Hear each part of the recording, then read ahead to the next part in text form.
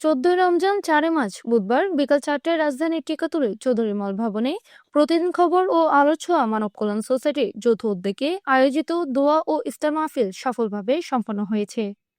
অনুষ্ঠানে প্রধান অতিথি হিসেবে উপস্থিত ছিলেন বিশিষ্ট আইনবিদ, বাংলাদেশ সুপ্রিম কোর্টের সাবেক বিচারপতি এবং বাংলাদেশ জাতীয়তাবাদী দল বিএনপি জাতীয় নির্বাহী কমিটি ও মিডিয়া সেলের সদস্য সাবেক বিচারপতি ফয়সাল মাহমুদ ফয়জী।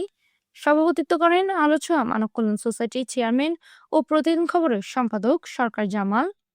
অনুষ্ঠানে বিশেষ অতিথি ও আমন্ত্রিত অতিথিদের মধ্যে উপস্থিত ছিলেন জাতীয় সাংবাদিক সংস্থা কার্যকরী সম্পাদক মোহাম্মদ আলমগীর গনি, এসটিভি বাংলার ব্যবস্থাপনা পরিচালক সুরমা আলম, আলো ছোঁয়া মানব কল্যাণ সোসাইটির senior vice chairman barrister Pallab Acharya, Alo Chhoya Manab Kalyan সোসাইটির vice chairman barrister Keya Sen, সংগঠনের vice chairman Tuhin Bhuiyan, Asia Trinamool Manabadhikar Bastobayan ফাউন্ডেশনের chairman Mahmud Dulal Mia, world media ক্লাবের সাধারণ সম্পাদক মোহাম্মদ দেলোয়ার হোসেন ভুইয়া, সাংবাদিক উন্নয়ন পরিষদের চেয়ারম্যান মিজানুল্লাহ, সাংবাদিক উন্নয়ন পরিষদের কেন্দ্রীয় সভাপতি, এসটিভি 24 এর chairman Shahidul Islam, channel S এর চেয়ারম্যান মোহাম্মদ আলম, আলো ছোঁয়া মানব কল্যাণ সোসাইটির সাংগঠনিক সম্পাদক ও পিআইবি ৭১ টিভির চেয়ারম্যান মোহাম্মদ বিলাল হোসেন, শিল্পী রীতা বাদুরী সহ বিভিন্ন শ্রেণী পেশার গণমান্য ব্যক্তিবর্গ।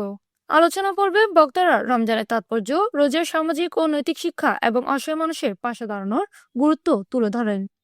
রমজানের সুবিধা ও সুফল অর্জনের আহ্বান জানিয়ে আলোচনা শেষে মিলাদ ও বিশেষ দোয়া অনুষ্ঠিত হয়। জুয়েল রানার, তথ্য ও চিত্রে পিএ ৭১ টিভি।